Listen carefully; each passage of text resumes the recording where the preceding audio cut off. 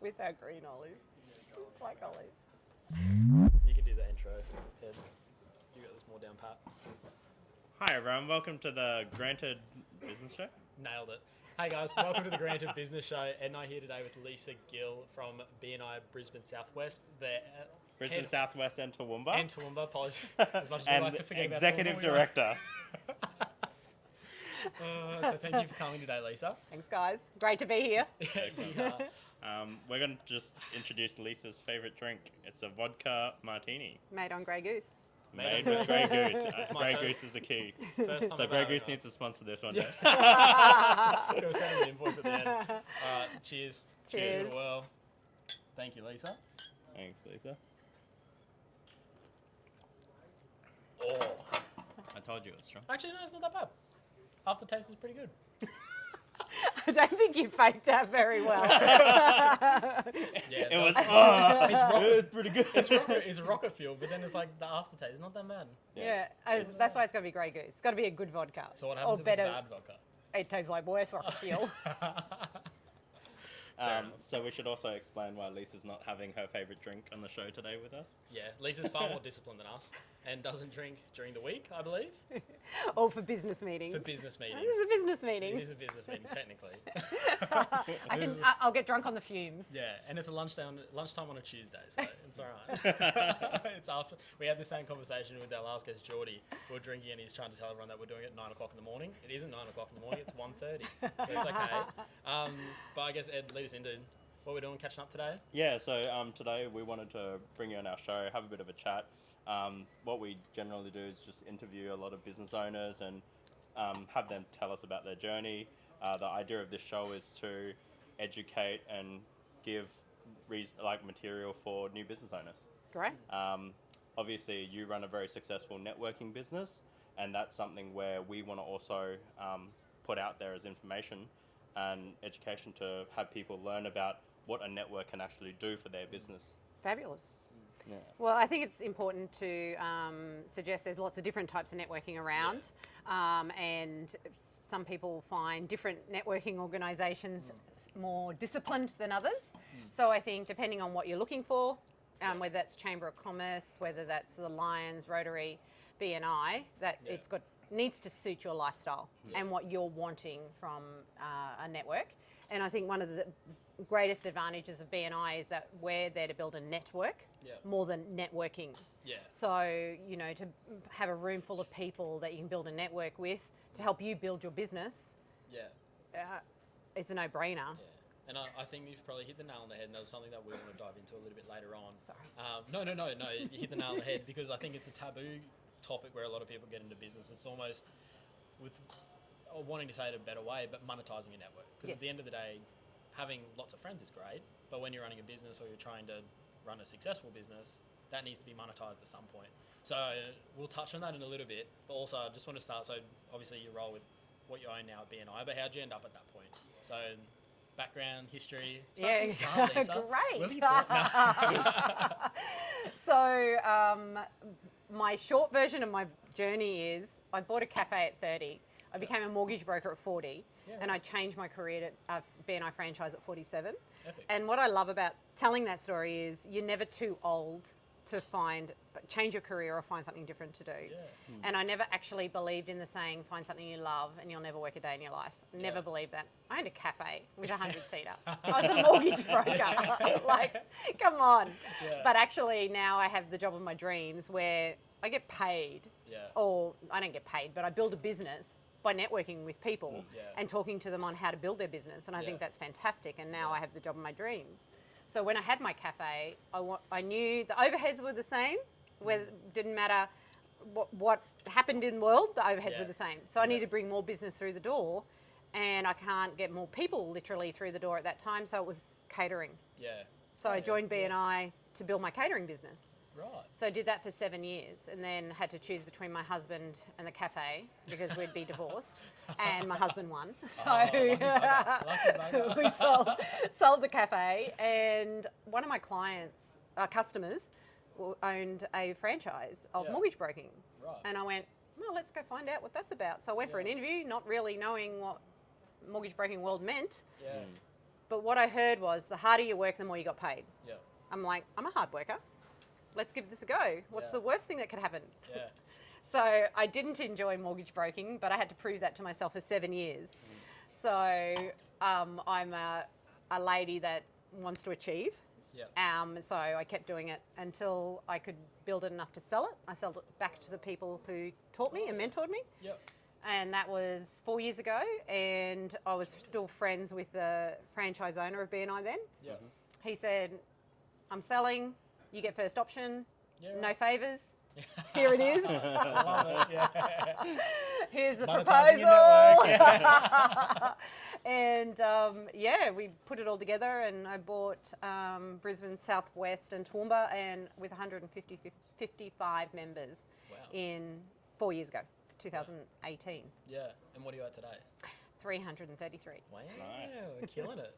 So was it, obviously it doesn't sound like it was always a thought to get into owning a BNI franchise or that sort of world. Was it just that process while like starting with your catering business and then in your mortgage broking, just seeing the value that it was bringing you that wanted you to get into it or own it, or was it more personal drive just to own what you kind of enjoy? I think just to own, the opportunity fell in our lap, and we went, why not?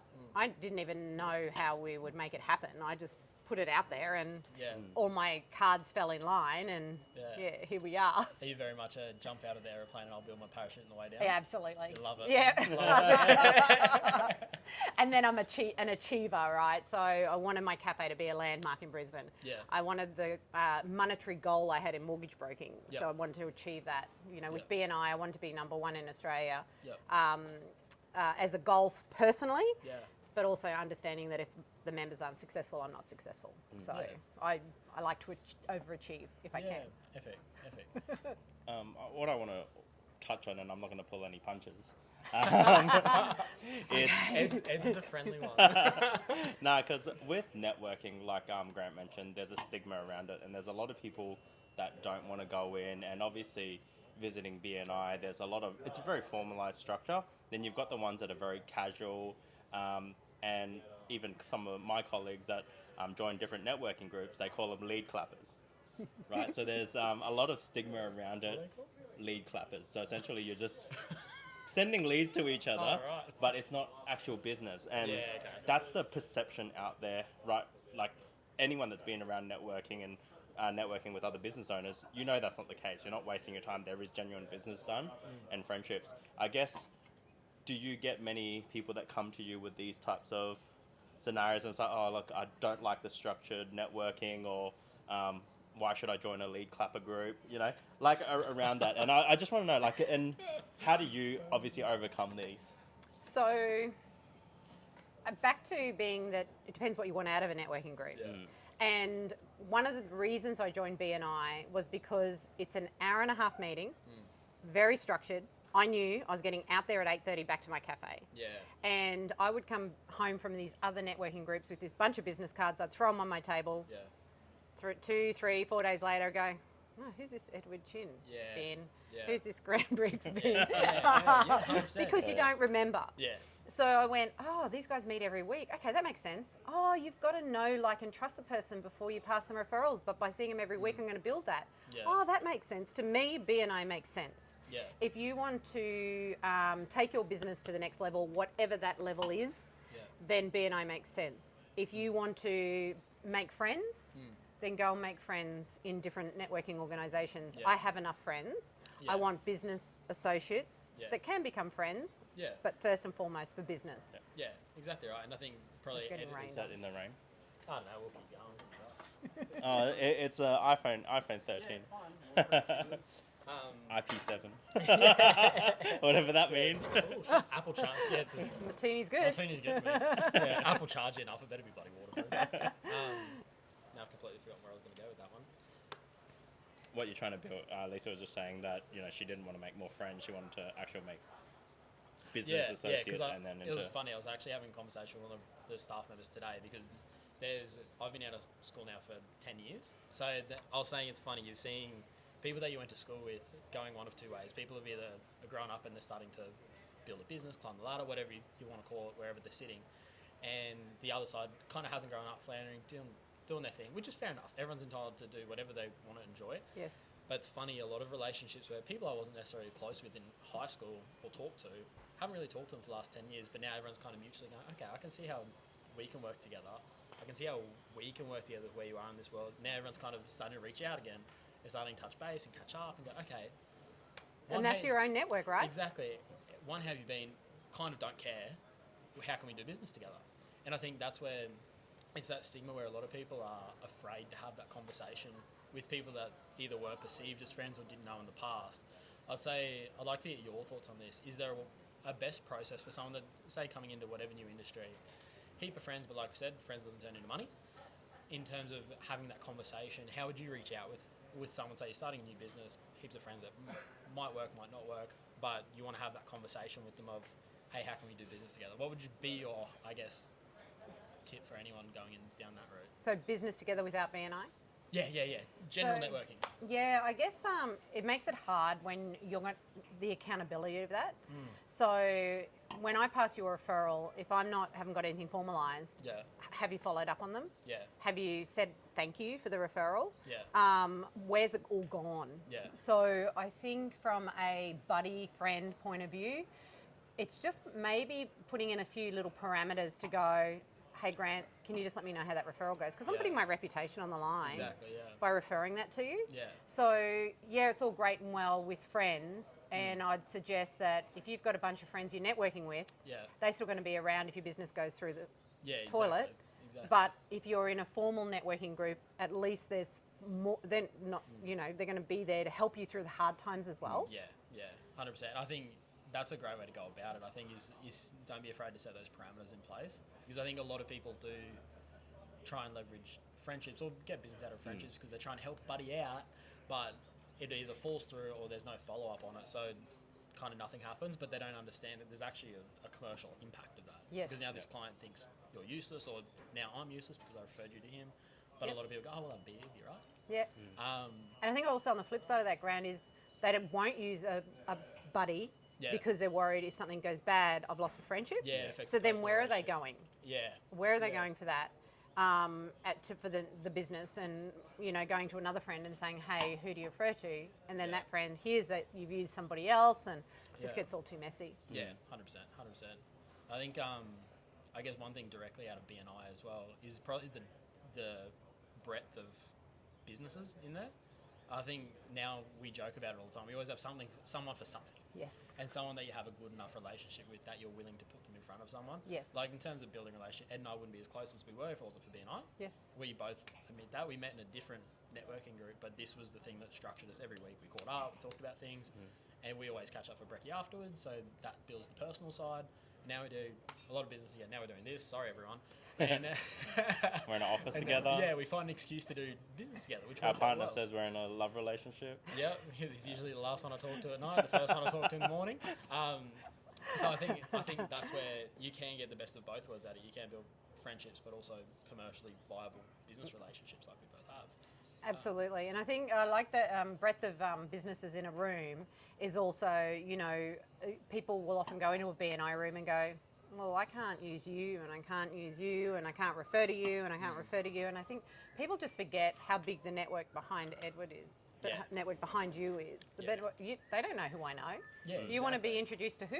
Yeah, I know that person. Yeah, and it's funny, it always tends to come from the least expected. Like Totally. Like, I think a friend of all of ours, and he will be on the podcast at some point, Jace, owns Pearson Automotive, he's a mechanic.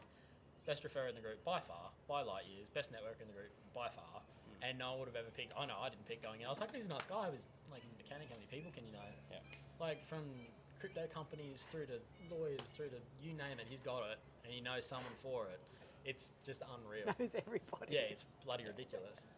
And I think that's probably credence to exactly what you're saying. It's you never know who someone knows. Yep. And I think BNI is a great humbler for that. I think so, and I think the training that goes with that in BNI. So people want to monetize referrals, dollars in the bank. Yep. And I think the estimation of Jace knowing someone who knows someone that can refer to your client, that you can have a one-stop shop for your client, which makes you look amazing. 100%. There's no monetary figure on that. Yeah.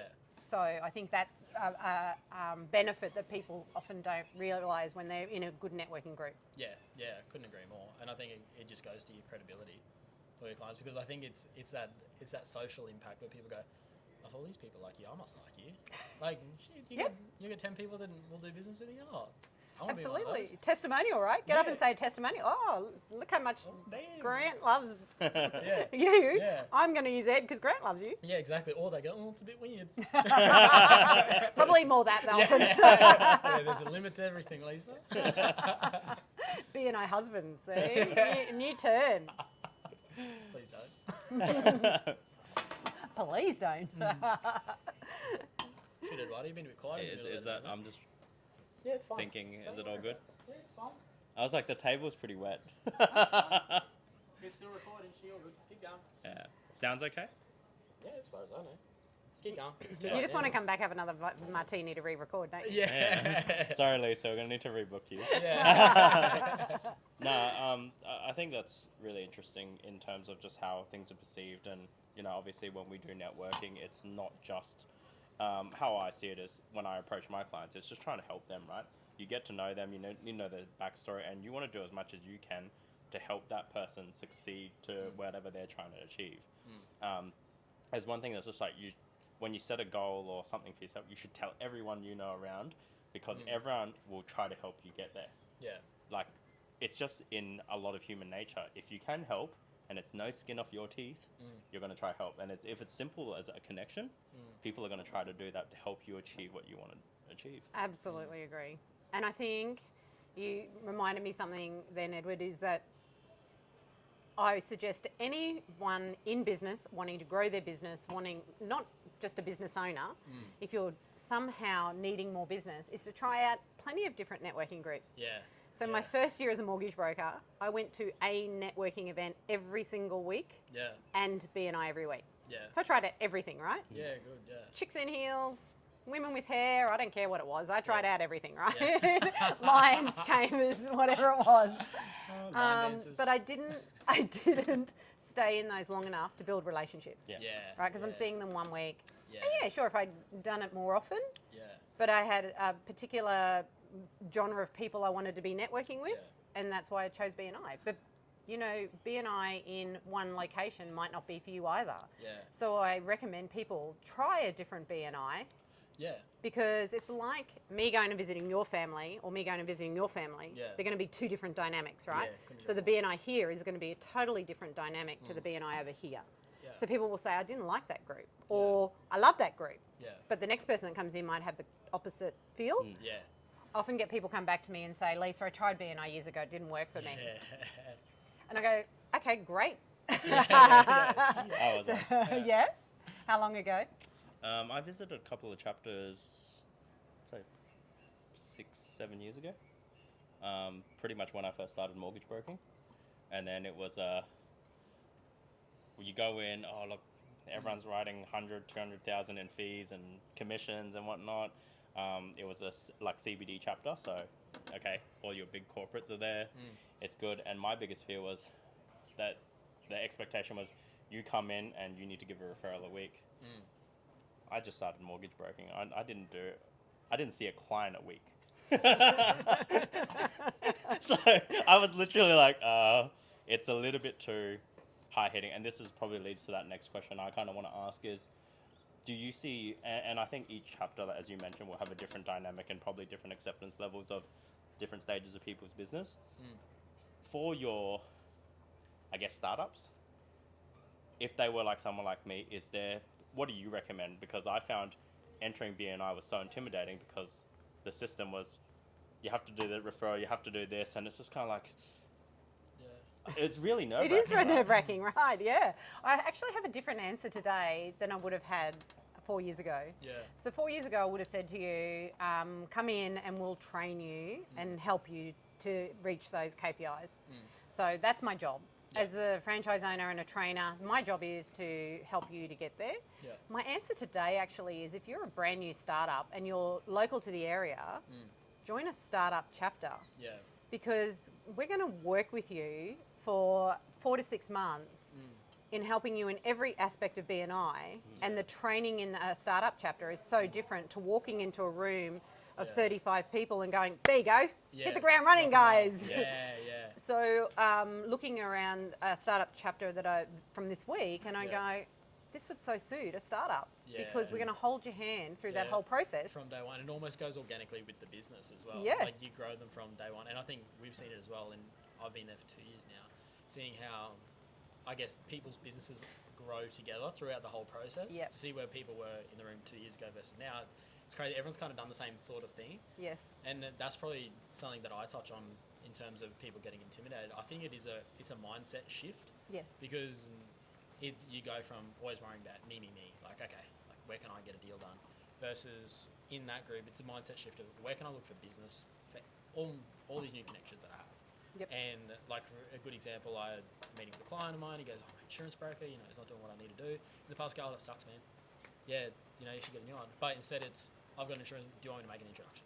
Yeah. And I was having a conversation with a new member a couple of weeks ago, and I go, "I don't know how I can do one referral a week." I said, "You'll be surprised how many times your mum calls and goes, 'Oh, the bathroom's not working. I've got a point. There's a referral.'" Like, it's just a mindset shift of feeling more comfortable and looking for different opportunities, which I think benefits people's businesses in general in the long run. Totally. Can I give you viewers' homework? Look up Shit. active reticular activator. So the reticular activator is that part of the brain that you because now I will listen for referrals to be able to pass to people. Yeah. Right? So the 100%. reticular activator is that thing where, my husband bought a red Ram. Yep. So when we were looking on the roads to find a red Ram, we couldn't find one. But as soon as he got on the road, everywhere, right? So it's that reticular activator. So there you go, viewers. Look up reticular activator. All the people that are either employed by Ed or Rob or our parents, there's some homework. All 6 of you. Well, my 200 contacts will get sent the link as well. So now this is called the Granted Leisa Show. Yeah, thanks, Ed. It's been a nice time. You will just keep feeding you martinis. I was in that Granted. I didn't realize I was getting the flick. There's the martini talking there. I deliberately went through that so I can get to the olive. You can handle your liquor far better than I. I'm a child. And I think one of the other things I like about BNI is we do chapters Tuesday to Friday in our region. Yeah. So you get into work on your Monday, set it all up, and whatever chapter day you meet on, it gives you that energy for whatever injection of that day. So you guys are on a Friday. Yeah. You got the Friday. But there's no better way to start them. Like, we all really enjoy it because it creates a social start to the day. And I remember when I first started in BNI, Rob, who owns the CBRM, he's another one that had, I've done networking before, it didn't work. But I was thinking internally from a prospecting perspective in real estate, I was like, where else can I get 30 touch points in an hour and a half? That's 30 touch points that I get, because we talk about how many touch points you can get with different people. I get that every week, I know it, by 8:30, and then I can kick on. Everything else is bonus that day. And I think it's just that different way of looking at it. Yeah. And I think, like you said, going into mortgage broking, you get out of it what you put in. Yep. There's a lot of people that come and go, and I'm sure you hear it, they come and go, "Leisa, BNI didn't work for me. I was there for 6 months, didn't work for me. How many one-to-ones did you have?" "Oh, I didn't have any." "So did you come before the meeting for networking?" "No, I got there on time."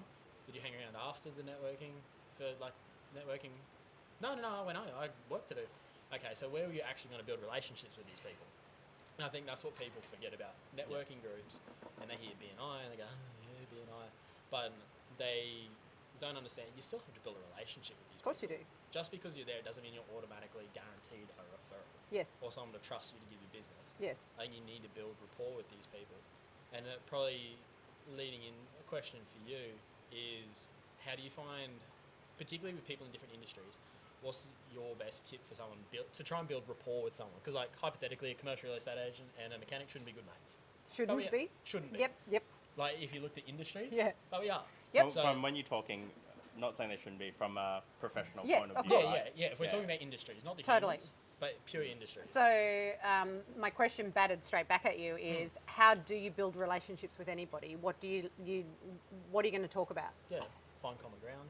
Yeah. Find personal common interests. grounds, Yeah. absolutely. So I know with the mechanic and yourself, you have the common ground. Yeah. So you're going to build the relationship based on what you've got in common, Yeah. get to know each other, like each other. Then when either of you are talking to your own prospects, the other's front of mind, Yeah. right? And that, so always, you don't go into, well, you shouldn't go into a meeting and go, okay, so what sort of referrals are you going to give me, Grant?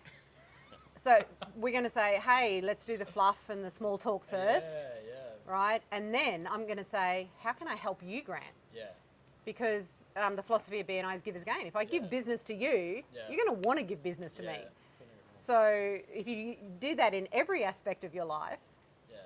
so my husband says networking is like dating. It is. Yeah. I- So when you date, what do? You ask the person about themselves, right? Yeah. Then they'll reckon it's the best date they've ever had. And Yeah. you haven't spoken about yourself, but she's spoken about herself, yeah, right? yeah. We all love talking about ourselves. So what do we do when we're networking? You ask Yeah. them about themselves, Yeah. and then it's a similar analogy. Yeah, couldn't agree more. And I think that's such an undervalued question when people go and go, what can I do for you? Because we're all selfish beings usually, and they go, what can I get out of this? They won't say it, but subconsciously everyone knows you're sitting there and I'm talking a bit about myself, you're talking a bit about yourself, and you're kind of going, what can you give me? What can you give me? But I think that's such an undervalued question. It's something that Ed and I talk about a lot, is the value of the fluffy stuff. Yep. It's the cuddly, it's the, hey mate, how's your day been? What'd you get up to on the weekend? That's all the little things where some people, and I think it goes down to personality types. I think analytical people go, I don't get value out of that. But it's understanding that it's not about you getting value out of that. It's about the person you're with getting value out of that. And once you can flick your head around to that, your relationships foster so much more just for an extra 10 minutes of conversation. Yep. I think that's your alarm, right? No. Oh. Is it? Maybe. Bloody hell, Ed, you broke character. That's something that kind of leads into my next point as well. A lot of people don't, I guess they don't know how to value that intrinsic value Sure. of all the relationships. And you would come across in your network a lot, as Grant mentioned, people that come in, join you for a period and go, didn't work for me, and give up. But they've never really put a value on the time and relationship that they've spent with whoever it could. It could be a chapter of 30, they built relationships with 2 or 3 people, right? Yes. It's very rare that if somebody's done it with you for 6 months, 8 months, unless they don't go to, your structured meetings and follow the requirements of it, Yep. that it doesn't work or they don't build a single good relationship. Absolutely. Absolutely. So in that event, I guess this is where it leads back to the monetization of your network, is these people, how do you try to retain them? Do you educate them? Or are they kind of people where you just go, well, look, I wish you all the best. Continue, and there are people that we've come across that say, oh, look, BNI, it's great.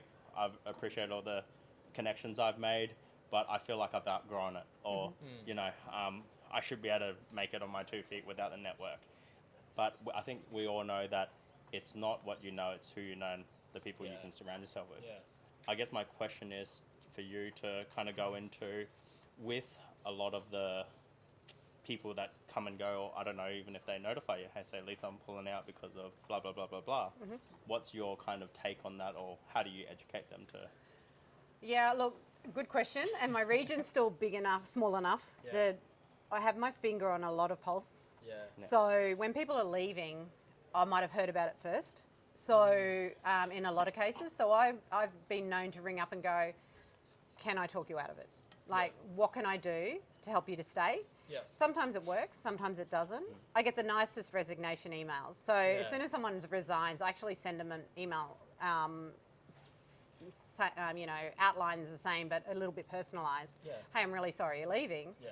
And they send me back these really nice emails. So I believe we do what we can do. And Grant touched on this a little bit before, and I want to kind of tie it into your question, is everybody has to work on their business. So as a mortgage broker, I would go and have random meetings with banks or real estate agents or whoever that was, right? Yeah. But actually, if I go to BNI and say, I want to be in touch with a real estate agent, and Grant can refer that to us and we can go and sit in front of it, then it's a better connection, right? Yeah. So you need to be working on your business at some time. Yeah. So why not work on your business in a BNI format that's actually an organisation built to help you in business? Yeah. So BNI is not a separate part of your business. Just because it meets when most people are still in bed and eating breakfast, that's because we want to be doing business before you can get into the office. Yeah, exactly. And making sure that the one-to-ones, it's still working on your business. Yeah. You've still got to be working on your business. Yeah. And I think you hit the nail on the head. People think of it, they almost silo BNI to a separate thing, which it shouldn't be. It's a tool in addition to your business. No matter what you are, if you're a business owner, you're in sales, whether you like it or not. You may as well do it in a formal, structured way where you're doing it before you hit the office most of the time. And it's just an addition to your day. Outgrown your business? I always have a little guilty pleasure when they come back and go, oh, yeah, I'm coming back. Yeah. Right? So we want a continuous amount of referrals. Yeah. And there's people in BNI who can help you upscale your business to keep continuing referrals. Yeah. And people who can automate it, and people who can get recruitment and stuff. So absolutely. Yeah. What goal do you want out of your business? And if mediocre is okay, then maybe BNI is not for you. Yeah. But if you want to level up, I don't see it's not good for anybody. Yeah. Every real estate agent should be knocking down our door. Exactly, it's hilarious. From what I know of, there's only 2 commercial real estate agents, which is idiotic. Insane. Same as commercial but finance. also don't listen to me, don't come. If you're commercial finance or commercial property, do not go to networking. It's fine. BNI sucks. But I think the amount of people that come back, I think that shows a lot of value to you as well, because I think a lot of people, they don't deal with breakups well, and in business and life and everything. Yes. And I think one value that I'm sure you live by is you send them off with kindness, because you never know. Absolutely. Because you never know when it's going to come back around and bring value to your business or yourself or whatever it may be. Yeah, and mortgage broking actually taught me that. So mortgage broking taught me about really good communication. And I try and live my life by Eat the Frog. So have you heard Eat the Frog? No. It sounds Okay, disgusting. it's another homework. Exactly. But if you had to get up every morning and know you got to eat a frog, what would you do? You'd eat it first thing, right? Yeah. Because otherwise it's going to suck all your energy out. You're going to suck all your energy thinking about it. So you know that phone call that you've got to make to a client that you just don't want to do. Yeah. And it's like, sucks your energy. I'm going to call. No, I've got to go brush my teeth. I've got to call them. No, I've got to clean my ears. Yeah. So then you make the call, and it's never usually as bad as we think. Yeah. And it's like, oh. The weight lifts off the shoulders. Yeah. So mortgage broking taught me that. Yeah, so now if I've got a disgruntled member, which rarely, or someone, how can I help? Yeah. I don't do this texting, keyboard warring stuff. Yeah. Hey, what's going on for you? Yeah. How can I help? What can we do to fix this? And I think a lot of people take that personally, so they get their back up. So then they're ringing with fire. The other person on the other end is obviously angry. It's always going to end up in one place. But like you're saying here, how can I help? Yep. All of a sudden deflates the whole thing, and everything's just such a nicer place to live in. How can I help? Far less stressful. I know, right? I don't need all your stress stuff in your world. Yeah, leave it to us. That's right. That's exactly right. I think that's the really interesting part, because I came across this probably about 18 months ago. So I've been part of your chapter for 3 years now. I think. 2, 3. No, I feel like it's 3. Yeah, you've been 3 because I'm 2. Okay, so and during that period, it was purely, I hit a point where I said, I've got that much work and the inflow of work keeps coming in. Do I really want to spend the time networking? I came across this, and I think I might have spoke to you about it, and I said, it's to that point where the flow of business is pretty organic, and you've got connections in the room, and it's not even coming from the connections in the room. But the whole thing, I looked at it was, instead of, because I always wanted just to be a sole trader, just single operator in company or whatever, but single operator, no staff, no headaches, no overheads, right? How'd that work for you? Didn't. Because it was that point where I had to switch, and I said, it's that point now where I either cap myself out now as a single operator, meaning you can do only as many hours in a day that you're awake for, or you bring on people. When you bring on people, there's overheads, and that's where my mentality, I would say, switched from trying to be a good finance broker to be a business person, because that would allow that to happen. So, and BNI just keeps that networking. Yeah. I was just thinking, same but different. I've got a lady in Toowoomba who put her husband into a chapter, and he was a plumber, and he hated it. And so he was going to pull out, and they had to decide what they're going to do with their BNI membership. but she actually went into the chapter. Now she's in the top 20 in Australia. Yeah, right. So she was the better networker. Yeah. Does she know plumbing? No. Does she know how to refer to the guys? Yes. Yeah. Has she got an interest in the business? Yes. Yeah. She's a great member. Exactly. So people will, maybe the tradies do need more business. Maybe they don't want to be off the tools. Yeah. But let's think outside the square. Yeah. Exactly. Or call me. I'll tell you. Yeah. I have so many one-to-ones with people over my 4 years who are not joining BNI today. But you know what? I let them know about it. Yeah. I get them along to see a chapter, and then they come back to me sometimes and say, "Hey, I'm ready now." Yeah. And that's what I can give back to them. Yeah, and you send them to our chapter. 'Cause That's it's a party. right. That's right. 'Cause it's best. Yeah. So my closing comment for me is who helps small SMEs more than SMEs? Yeah. So if as an SME we go, how can I get help? Yeah, I can get a grant, no pun, from the government. I was gonna say, I don't have any money. I can get a grant from the government, and Yeah. then what happens once that's gone? Yeah. Did they train me with anything at that? Exactly, Yeah, I've got a bit of upskilling money, but you know what? SMEs need to support SMEs. Yeah. And whether that's with BNI or any other networking organisation, just whatever you're going to do, go hard and do it 110%. Yeah. Couldn't agree more. Yeah, well, let's wrap up because Thank you, Lisa's Leisa. on a tight schedule. Thanks. Thank you for the rocket fuel. I finished my. Yeah, this is interesting. But yeah, I think we potentially can do like a second segment on networking and invite you to the show Anytime. again. We'll hang You out just again. want more martinis. Yeah, exactly. Having another Yeah. martini. More rocket fuel. Thank you very much. Oh, you got me first? Okay. I was just like, I think it's reaching for you. Short arms, long arms.